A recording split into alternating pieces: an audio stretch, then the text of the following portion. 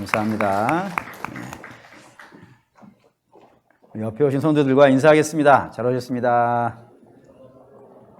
성령 충만하시고 승리하십시오. 네. 우리가 성경을 읽거나 또 설교를 들을 때 가장 나쁜 자세가 하나가 있습니다. 그 자세는 구경꾼으로 참여하는 겁니다. 성경을 읽을 때도 구경꾼, 그리고 설교를 들을 때도 구경꾼, 이렇게 자기랑 관계없이 그냥 구경하듯이 이렇게 보는 경우입니다. 근데 이런 분들의 가장 중요한 특징이 하나가 있죠. 좀 특징이라면, 그걸 또 특징이라 하긴 좀 그러네. 뭐냐면은, 이 말씀은 그 사람이 들어야 되는데, 이렇게 되죠.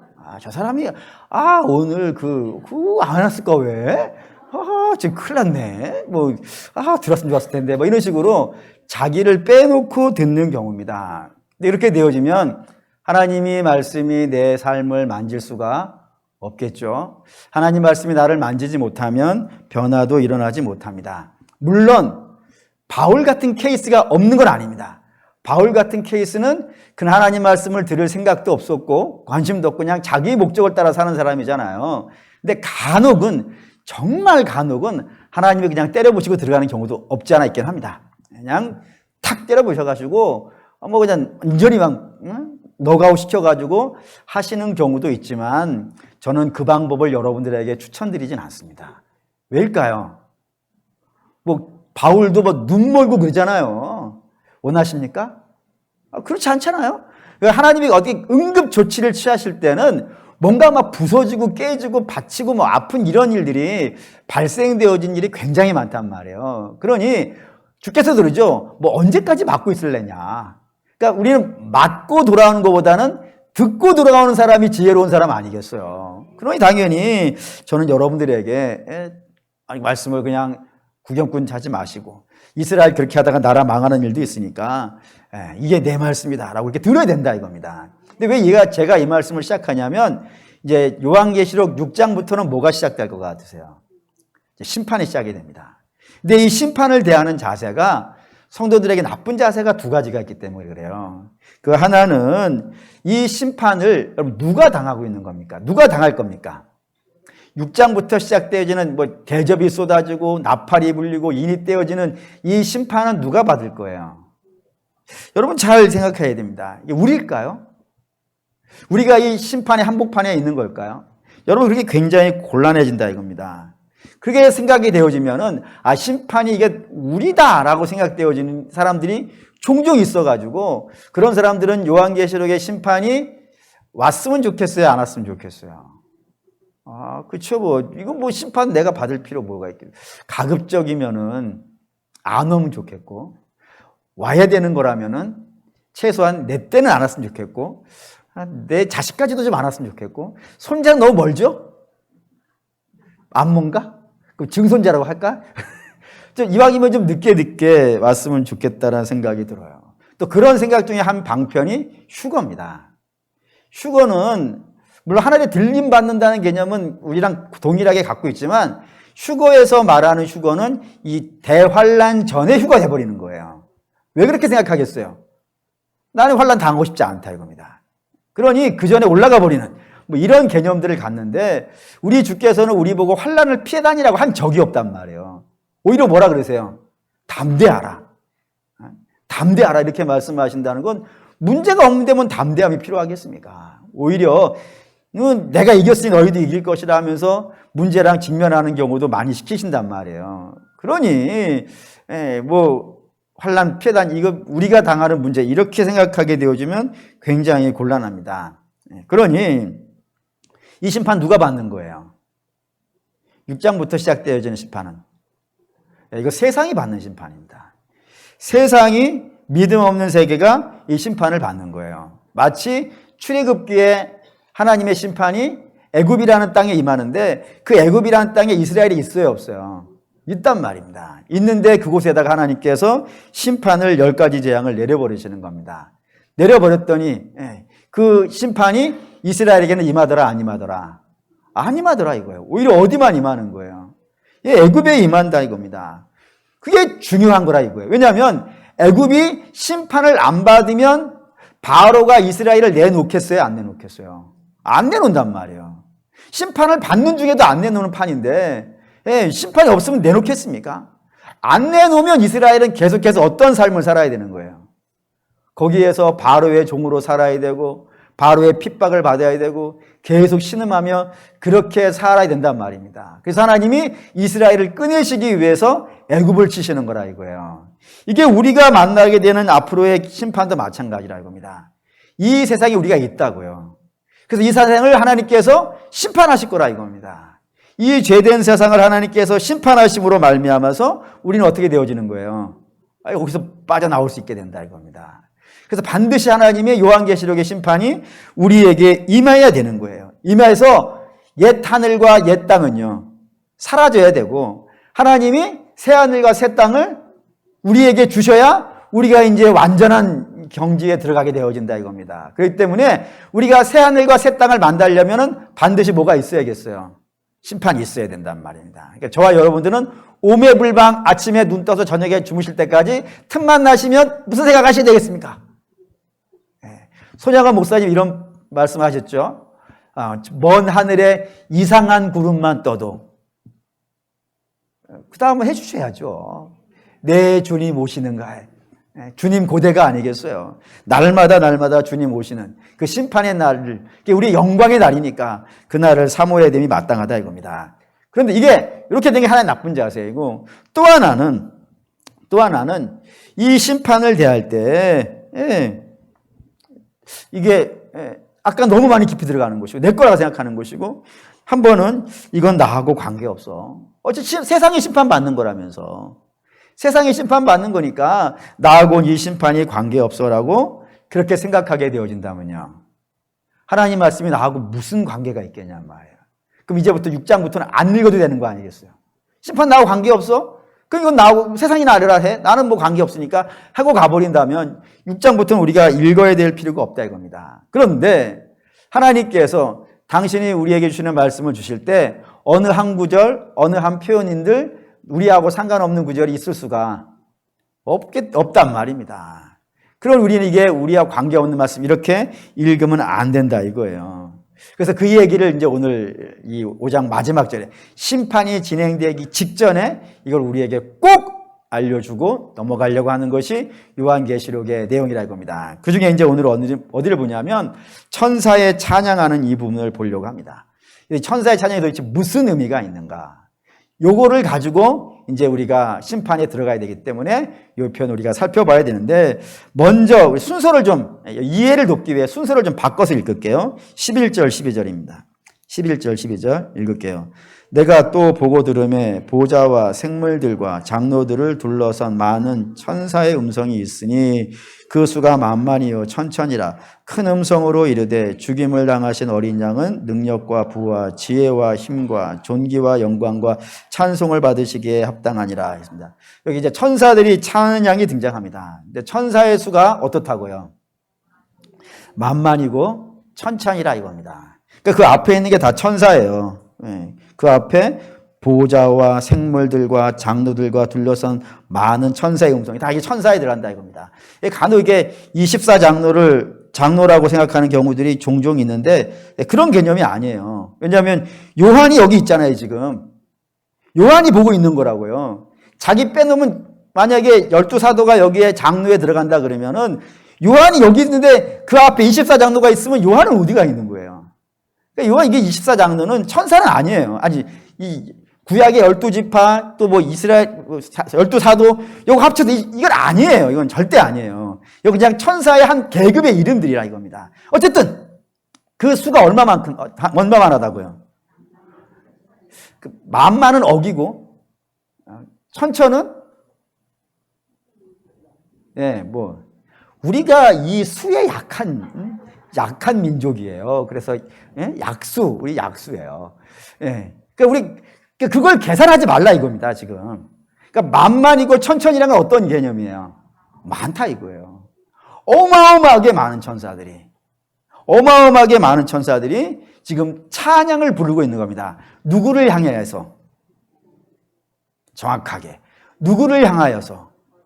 어린 양을 향하여서 찬양하고 있다는 걸 여러분이 반드시 명심해야 된다고요. 근데 이게 말이 안 맞는 거예요. 그러니까 논리적으로 따지면 어린 양이 찬양을 받아? 아니, 어떻게? 이런 개념이 돼야 된단 말이에요. 왜냐하면 이 어린 양은 세 가지 이미지를 가지고 있단 말이에요. 첫째는 기본적으로 뭐예요?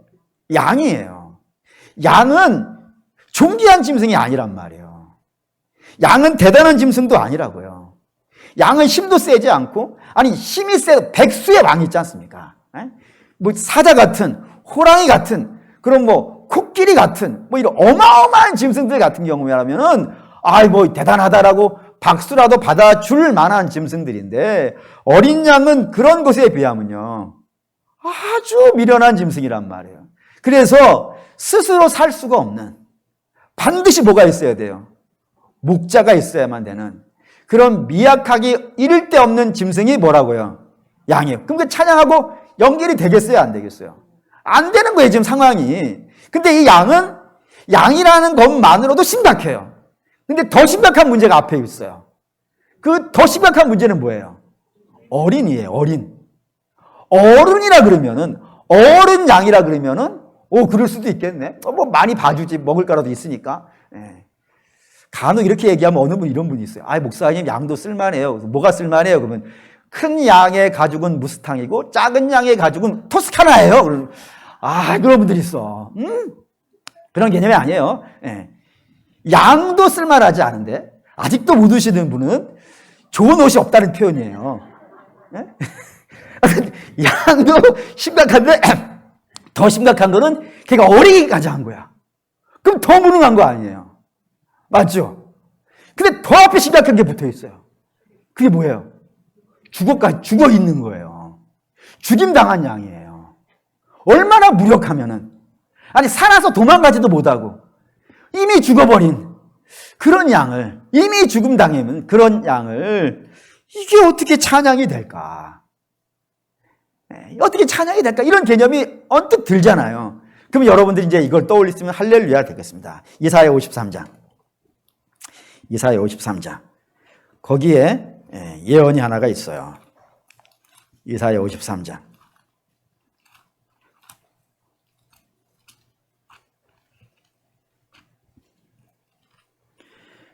53장 1절. 1절 굉장히 중요한 절입니다. 1절 읽겠습니다. 우리가 전한 것을 누가 믿었느냐? 우리의 팔이 누구에게 나타났느냐? 이사야가 내가 지금부터 이야기하려는 것이 메시아예요. 메시아. 메시아를 이야기하려고 그러는데 내가 이 이야기를 하면 이스라엘이 알아들을까? 이걸 믿을 수 있을까? 왜냐하면 이스라엘에서 메시아는 누구예요? 다윗의 후손이에요. 다윗의 후손, 다윗이 누구예요 그러면? 왕이잖아요. 왕의 후손이면 뭐예요? 왕인 거예요. 그러니까 대단히 영광스럽고 존귀한 모습으로 나타날 거라고 이스라엘은 생각을 하고 있는 거라 이겁니다. 근데 그런 생각을 가지고 있는, 그런 선입견을 가지고 있는 이 이스라엘 백성들에게 이사야가 내가 지금부터 메시아를 이야기하려고 그러는데 이게 믿어지겠냐? 내가 전하는 나도 잘 이해가 안 되는 판인데 내 이야기를 듣는 이스라엘이 이걸 믿을 수 있겠냐? 라고 이야기한단 말입니다. 도대체 어떤 모습이길래? 그 뒤에 보시죠. 2절 3절 읽겠습니다. 그는 주 앞에서 자라나기를 언한 순 같고 마른 땅에서 나온 뿌리 같아서 고운 모양도 없고 풍채도 없은즉 우리가 보기에 흠모할 만한 아름다운 것이 없도다. 그는 멸시를 받아 사람들에게 버림받았으며 강고를 많이 겪었으며 질고를 아는 자라. 마치 사람들이 그에게서 얼굴을 가린 것 같이 멸시를 당하였고 우리도 그를 귀히 여기지 아니하다. 죽임당하신 어린 양, 딱 그 모습에 예언이 이사야에 들어있는 거예요. 참 대단치 않다. 참 별 볼 일 없다. 참 시원치 않다. 그런 분이 메시아라 이겁니다. 그러니 이 어떻게 찬양하고 연결이 될 수 있는 분이 아니란 말이에요. 그럼에도 불구하고 그 메시아를 찬양하는 이유를 설명을 한 겁니다. 지금 천사들이. 몽땅 다 두 가지인데, 크게 나누면 두 가지인데 한번 보시죠. 두 가지인데 우선 12절을 다시 한번 읽어보겠습니다. 읽겠습니다. 큰 음성으로 이르되 죽임을 당하신 어린 양은 능력과 부와 지혜와 힘과 존귀와 영광과 찬송을 받으시기에 합당하도다. 우리 눈에 볼 때는 죽임 당하신 어린 양이에요. 그런데 그분의 실상은요. 여기에 메시아를 찬양하는 단어를 7가지를 갖다 붙였단 말이에요. 7가지 느낌이 딱 오시죠. 일단 수가 7이 나왔다. 그러면 그거 얘기하려는 거예요. 완전하신 분이에요. 근데 그 완전한 내용을 세부적으로 나눈다면 이렇게 되어져요. 첫째는 우리가 볼 때는 시원찮은 어린 양이지만 실제로는 그분이 능력이라 이거예요. 이게 드나미스라고 하는 단어인데, 드나미스 여러분이 몇 번 말씀드렸어요. 드나미스에서 나온 단어로 만들어진 단어가 영어 단어에 있으니 그 단어가 다이나마이트라고, 산을 뚫어버리는. 근데 사실은 우리 주님의 능력을 다이나마이트 이 정도 설명하는 건 너무 볼품없지. 근데 그 당시에 처음 폭탄을 만들었던 사람에게는 이거는 어마어마한 거니까 다이나마이트라는 거를 붙여놓긴 했는데, 어쨌든 우리 주님의 능력은 이루 말할 수 없이 압도적인 능력이라 이거예요. 이 온 천지를 창조하신 하나님. 이 온 천지라고 하는 것은 우리가 눈에 보이는 세계 정도가 아니에요. 성경은 눈에 보이지 않는 세계가 있다는 사실을 우리에게 알려주기 위해서 고대인들의 관점에서 그냥 이렇게 쓰는 거예요. 하늘 위에 하늘, 그리고 우리 눈에 하늘, 그리고 땅 밑에까지, 바닷속까지, 이 땅에 있는 어떤 모든 존재와 모든 곳을 우리 주께서 다 만드셨다. 그런 분이다 이거예요. 그런 어마어마한 능력의 하나님, 그 단어를 쓸 때 이 두나미스라는 단어를 써서 성경이 설명한다 이겁니다. 이게 첫 번째이고요. 두 번째는 부라고 되어 있어요. 부라고 하는 건 플루투스라고 하는 단어를 쓰는 건데, 우리는 일반적으로 부하면 뭔 생각이 먼저 떠올라요. 지갑이 떠오르죠. 통장, 이런 개념이 떠오를 수밖에 없어요. 우리 생각하는 개념이니까. 근데 성경이 말하는 부라는 것은 차고 넘치는 거예요. 뭐든지. 우리가 생각하는, 여러분들이 무엇을 생각하든지 간에 그것에 차고 넘치시는 분이 우리 주님이라 이거예요. 예를 들어, 전쟁, 수많이 고대인들이 생각하는 전쟁의 신들이 여럿 있어요. 근데 여러분들이 우리가 하나님이 이 정도의 신과 비슷할 만한가? 라고 생각하는 그런 신이 있다면 우리 하나님은 부한 하나님, 그걸 넘어간다 이거예요. 여러분이 무엇을 갖다 대든지 그거를 넘치시는 분이 우리 주님이다라는 것이 부라는 표현이고, 세 번째는 지혜라는 단어를 썼어요. 이거 소피아라고 하는 단어인데, 고대 로마 사람들이, 그리스 사람들이 소피아 하면은 세상에서 제일 똑똑한 사람들이 소피아예요. 근데 그 모든 소피아들을 합친 것보다 더 넘치는 분이 우리 지혜의 주님이라 이거예요. 그리고 그 다음에 등장하는 것이 힘입니다. 이거 아스키나라고 하는 단어인데 어떤 의미냐면요. 아까는 부, 힘, 능력 이런 거는 어쩌면 좀 추상적인 개념일 수 있을지 모르겠어요. 이만하다 이런 개념이니까. 근데 이 아스키나라는 것은 구체적인 힘을 말해요. 예를 들어서 번개를 던져버린다든가, 천둥을 치게 한다든가, 땅을 갈라버린다든가, 파도를 일으킨다든가, 그래가지고 화산을 터뜨린다든가, 이런 구체적으로 나타나는 힘이 넘치시는 분이라는 것이 이겁니다. 그게 누구라고요? 지금 예수님 이야기하는 거예요. 그 다음에 등장하는 게 존귀와 영광. 항상 같이 붙어 다니는 단어니까 같이 쓸게요. 존귀와 영광은 우리가 생각할 때 이보다 더 아름다운 분이 없는 거예요. 샤론의 꽃 예수인 거예요.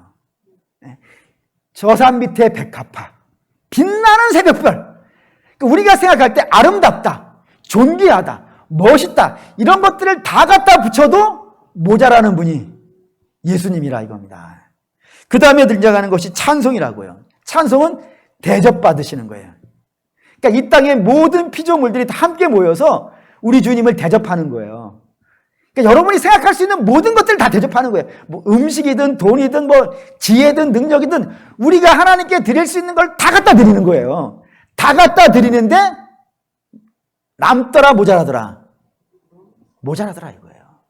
어떤 것으로 우리 주님을 칭송을 한다 하더라도, 어떠한 영광을 갖다 드린다 하더라도 우리 주님이 가지고 있는 영광에 비견될 만한 찬송이 없더라. 그렇게 압도적인 분이다라는 겁니다.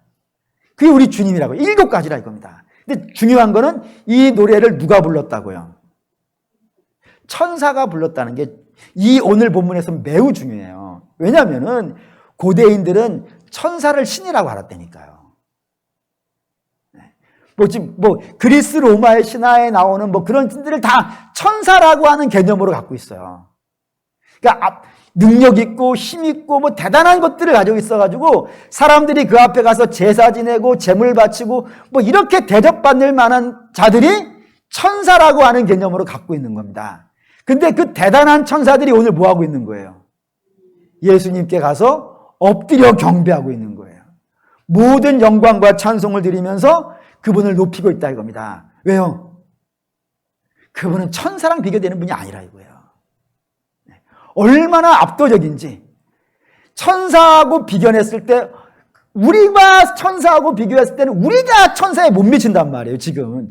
물론 나중에는 우리가 신분적으로 우리가 천사를 부리죠. 하지만 능력과 힘 이런 데서는 천사에게 안 된단 말이에요. 그런데 그 어마어마한 천사도 주 앞에서는 빛을 잃어버리더라 이겁니다. 그냥 이렇게 이해하시죠? 밤에 보면은 반짝반짝 빛나는 별 어마어마하게 많지만 해만 떠버리면요, 그 빛이 다 없어져 버리잖아요. 우리 주님이 그렇다 이거예요. 모든 천사와 모든 이 땅의 대단한 사람들의 영광의 빛을 없애버릴 만큼 대단한 분이라 이겁니다. 이게 첫 번째 찬송하는 이유이고, 두 번째 찬송하는 이유가 9절이에요. 9절 읽겠습니다. 그들이 새 노래를 불러 이르되 두루마리를 가지고 그 인봉을 떼기에 합당하시도다. 일찍이 죽임을 당하사 각 족속과 방언과 백성과 나라 가운데에서 사람들을 피로 사서 하나님께 드리시고 했습니다. 여기 이제 죽임을 당하시고, 그 압도적이고 그 대단하신 분이 죽임을 당하시고라는 거예요. 그럼 당연히 우리는 물어야 되는 거예요. 그 대단한 분이 왜 죽어 이거예요.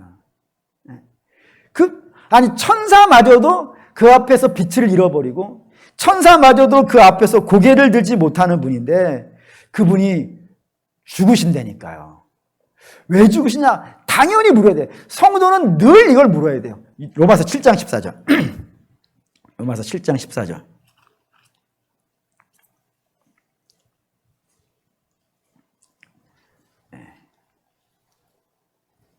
로마서 7장 14절.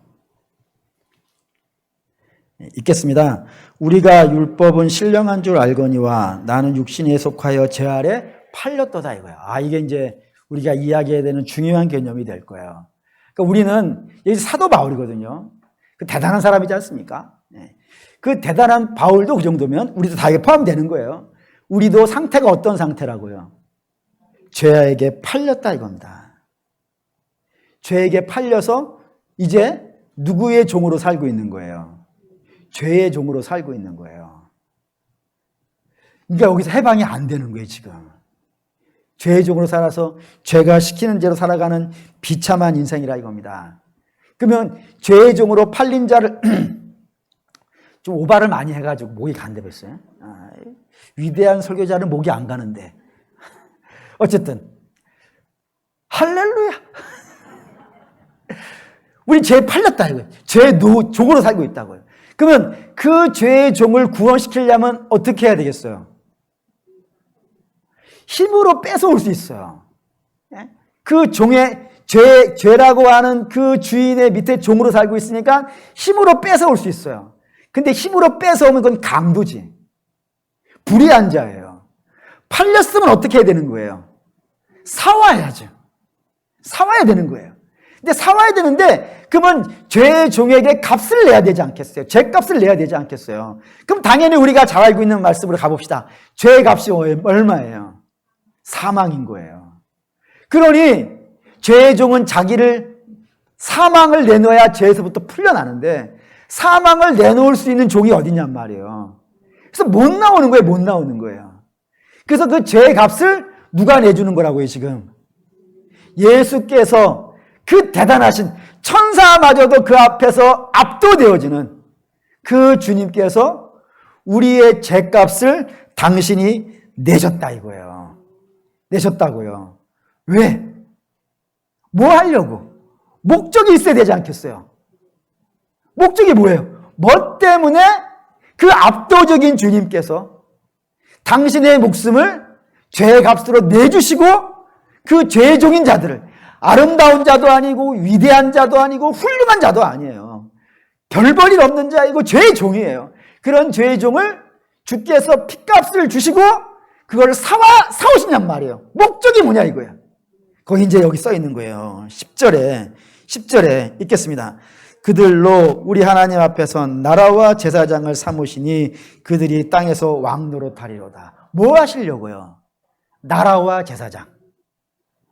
예. 우리의 마을 성경에는 나라와 제사장은 나라 따로 제사장 따로 이렇게 되어 있지만 헬라어 성경은 나라 곧 제사장이라고 되어 있어요. 다시 말하면 나라하고 제사장은요 같은 개념이에요. 근데 같은 개념인데 좀 나누어서 생각해 볼게요. 나라라고 하는 것은요 주의 나라예요. 세상 나라가 아니고 주의 나라예요. 주의 나라는 법이 있어요. 그 법이 뭐예요? 하나님의 말씀이에요. 그러니까 하나님의 말씀으로 다스려지는 백성이 되게 하시려고 구원해 내신 거예요. 또 하나는 제사장이라고 되어져 있어요. 그 제사장은 뭐 하는 사람이에요? 열방 가운데에서 우리 하나님이 이런 분이라는 것을 증거하는 자예요. 그런 역할을 주께서 맡기시려고요. 불러냈다 이겁니다. 근데 이게 정말로 가슴이 찡한 거예요. 왜냐하면 지금 이게 요한계시록이지만 요한계시록을 맨 처음 읽었었던 시대는 어떤 시대죠? 로마 시대예요. 로마 시대는 심각한 성도들의 고난과 어려움이 있는 시대예요. 뭐 성도뿐이 아니라 사람 자체가 가치 없이 팔리는 시대였어요. 영혼까지 사고 파는 시대. 뭐 이런 시대가 로마 시대라고 성경이 되어져 있다 이겁니다. 그런 시대의 한가운데에서 하나님 말씀을 지배받고 살아간다는 것은요. 하나님을 증거하고 살아간다는 건요. 이게 쉬운 문제가 아니라 이겁니다. 근데 그 쉬운 문제 아닌 거를 하게 하시려고 하나님께서 당신의 백성을 건져냈다 이거예요. 물론 천국에 가는 건 당연한 거예요. 천국에 가는 건 당연한 것인데 아직은 이 땅에 살고 있는 백성들에게 너희는 이 로마라고 하는 세상 속에서 이 악이 가득 차 있는 세상 속에서 하나님의 법이 통용되는 백성으로 살게 하려고 그리고 하나님을 증거하는 백성이 되게 하시려고 주께서 구원하셨다고 이야기한다 이겁니다. 이걸 베드로전서로 볼게요. 베드로전서 2장 9절 2장 9절 2장 9절 읽겠습니다. 그러나 너희는 택하신 족속이요 왕같은 제사장들이요 거룩한 나라요 그의 소유가 된 백성이니 이는 너희를 어두운 데에서 불러내어 그의 기이한 빛에 들어가게 하시니에 아름다운 덕을 선포하게 하려 하심이라. 예. 주께서 우리를 제사장으로 부르셨다니까요. 주께서 우리를 거룩한 나라로 부르시고요. 근데 그렇게 부르시는 이유를 써놨단 말입니다. 뭐 때문에? 천국은 당연히 가는 거예요. 구원받은 백성은 천국은 가는 거예요. 근데 이 땅에 남아있는 동안에, 근데 이 땅이 어떤 땅이라고 되어 있는 거예요? 어두운 데에서. 이 로마라고 불리는 하나님을 반역하고 배역하는 이 세상 한가운데에서 너희는 그 하나님의 기이하심을, 그 아름다우심을 증거해야 된다 이거예요. 그래서 10절도 볼게요. 10절 읽겠습니다. 너희가 전에는 백성이 아니더니 이제는 백성이요 전에는 궁유를 얻지 못하는 자더니 이제는 궁유를 얻은 자니라. 옛날에 너희 백성 아니었지 않냐. 아니었음에도 불구하고 주께서 이렇게 놀라운 백성으로 불러내신 이유는 너희를 기이한 빛에 들어가게 하시니 아름다운 덕을 선포하게 하려고 하신다 이겁니다. 근데 그 아름다운 덕이 뭐냐? 더 구체적으로 보시죠. 2장 1절 베드로전서 2장 1절 읽겠습니다. 그러므로 모든 악독과 모든 기만과 외식과 시기와 모든 비방하는 말을 버리고 갓난 아이들 같이 순전하고 신령한 젖을 사모하라. 이는 그로 말미암아 너희로 구원에 이르도록 자라게 하려 함이니라. 너희가 주의 인자하심을 맛보았으면 그리하라.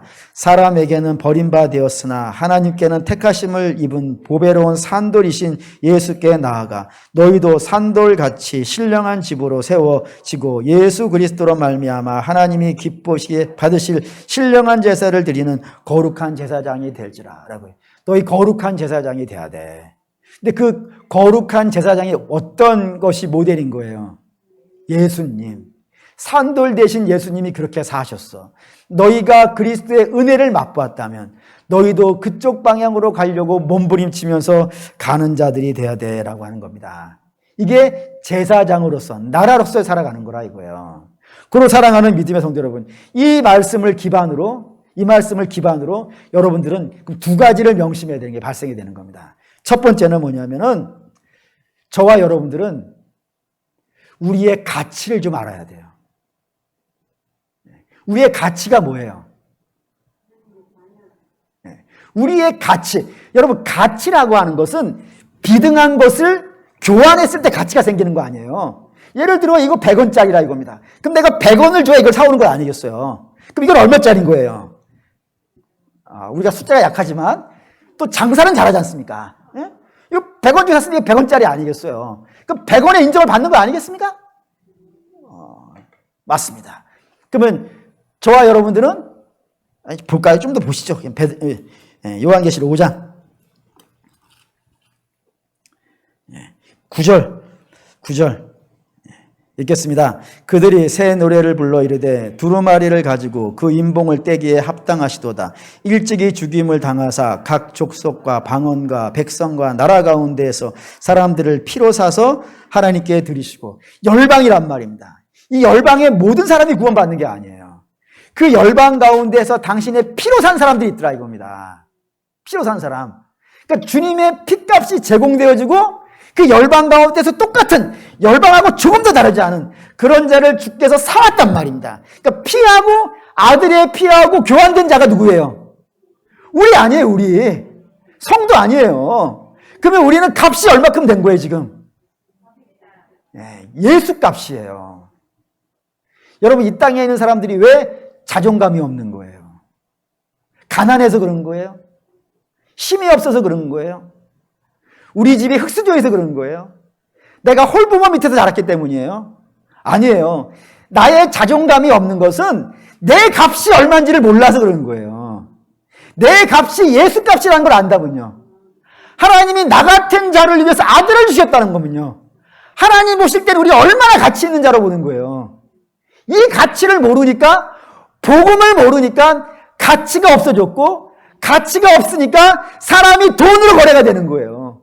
자기 욕망의 도구로 사용되어지는 것이고 악으로 들어가는 거라 이겁니다. 남의 것 마음대로 뺏어야 된다고 생각하고 함부로 미워야 된다고 생각하고 그렇게 되어진다 이거예요. 근데 우리의 값이 예수 값이라는 걸 알게 되어진다면요, 여러분, 자존감이 안 높아질 수가 없어요. 가난하다고 고개 숙이겠습니까? 힘없다고 나약한 척 하겠습니까? 배운 것 없다고 힘없다고 하겠습니까? 그렇지 않다 이겁니다. 이 시대를 바꾼 게 제자들인데 제자들은 학문 없는 자들 아니겠어요? 그러니 우리의 자존감은 우리에게서 나오지 않아요. 우리의 자존감은 예수에게서 나오는 거예요. 그러니까 여러분, 저와 여러분이 복음을 제대로 알고 예수 그리스도의 십자가 은혜가 어떤 것인지를 정말 안다면은 우리의 자존감은 막 올라갑니다. 막 올라가요. 그래서 없는 것 때문에 기죽어가지고 난 아무것도 못해 그러지 않아요. 주여 불러주시옵소서. 할렐루야. 그러니 피로 사셨다는 것, 이 험한 세상 한가운데에서 남들은 우리의 가치를 모르죠. 우리가 얼마나 대단한지.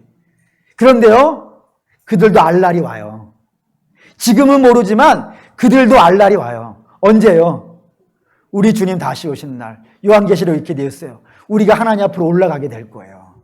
하나님 앞으로 올라가게 되어질 때 우리를 볼 거예요. 그들이 볼 거예요. 주를 찌른 자도 본다고 했어요. 모두가 다 얼마나 부러워하겠어요. 그때 부러워하면은 말이죠, 꽝된 거예요. 정말 놀라운 자가 되었다는 것. 너희가 비록 험한 세상에 살고 있지만 너희 놀라운 자라는 사실을 알려준 것 첫 번째이고, 두 번째는요, 우리 주께서 이 망해가는 세상 한가운데서 우리를 뭘로 부르셨다고요? 사신으로 부르셨다는 사실을 명심하셔야 돼요. 그게 제사장이에요. 그게 나라라 이겁니다. 우리 촛대로 불림 받은 거예요.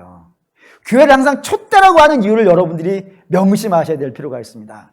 촛대는 밝은 데에 필요한 거예요? 어두운 데에 필요한 거예요? 당연하죠.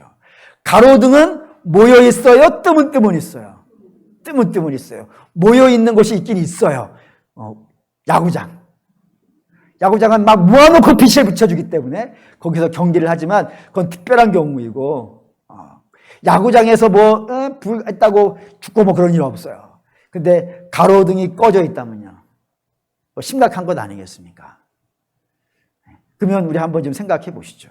이 시대의 성도들이 가로등인데, 그래서 뜨문뜨문 어두운 곳에 가서 빛을 내고 있어야 되는데, 우리가 그 예수의 빛을 이 땅에 비춰내고 있는가? 여러분, 염려하지 말라고 했어요. 우리 주께서 너희에게 있어야 될 건 아신다고 하셨고, 때를 따라 돕는 은혜로 주신다고 하셨기 때문에 우리 사실 어떻게 될 것인지에 대해서는 그다지 염려할 것 없이 오늘을 충실하게 살면 된다 이겁니다. 정말 염려해야 되는 것은 우리 주께서 우리를 뭘로 부르셨다고요? 빛으로 부르셨다고요. 소금으로 부르셨다고요. 오늘 표현으로 말하면 피로 사서 나라와 제사장 삼으셨다고요.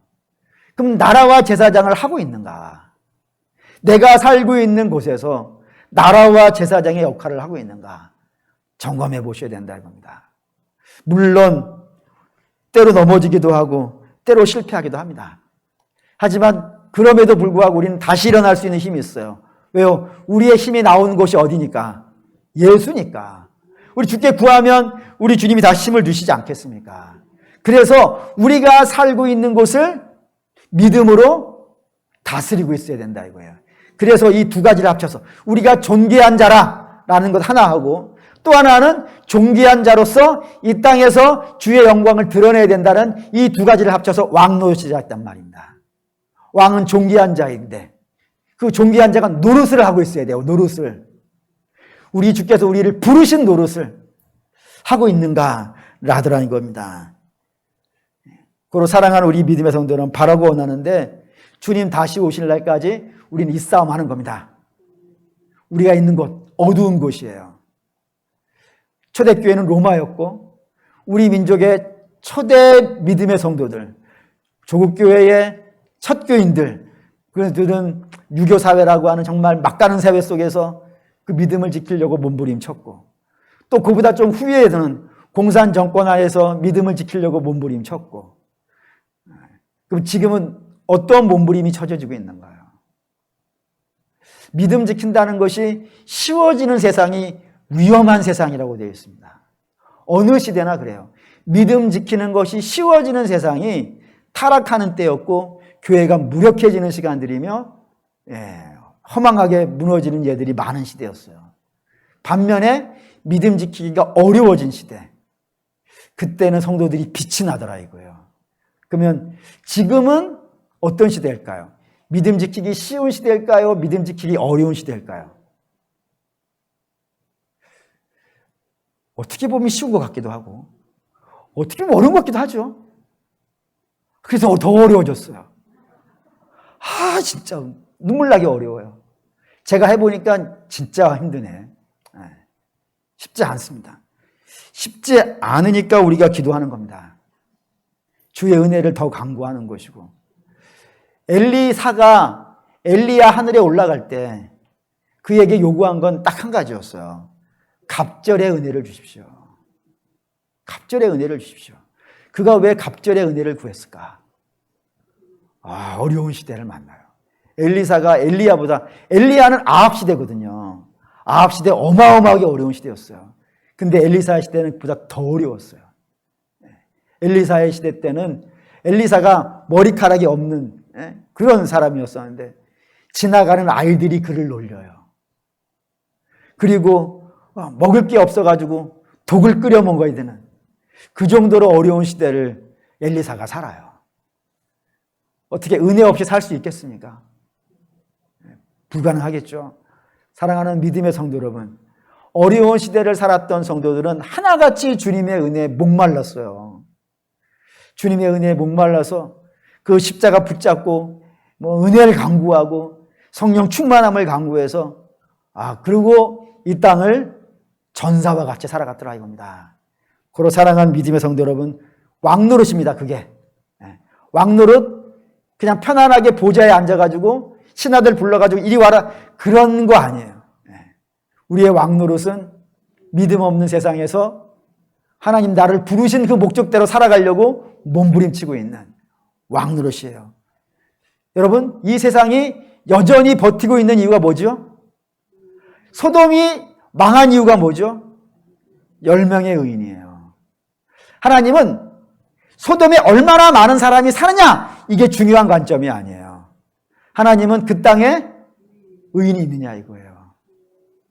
그러면 이 시대에 우리가 어떤 삶을 살아야 되는지, 당연히 우리 하나님은 지금 누구에게 집중하고 있어요? 이 세상에 60억 있다고 하는데 하나님 눈에는 60억이 중요한 게 아닙니다.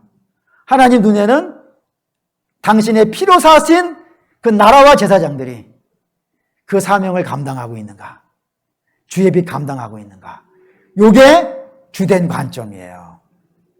그거를 어떻게 사는 거예요? 지금 이제부터 6장 그 심판의 시대 한가운데에서, 그 눈물 나는 시대 한가운데에서 나의 피로 산 교회들이요, 비록 6장에서부터 심판을 받아야 되는 그 막가는 세대이지만 이 세대 한가운데에서 너희는 나라와 제사장으로 살아달라 라는 하나님의 선포가 있는 것이 이 5장 마지막 절이라 이겁니다. 고로 사랑하는 믿음의 성도 여러분, 바라고 원하는데 그런 역사가 저와 여러분에게 있으시기를 주의 이름으로 축원합니다. 아멘. 기도하겠습니다.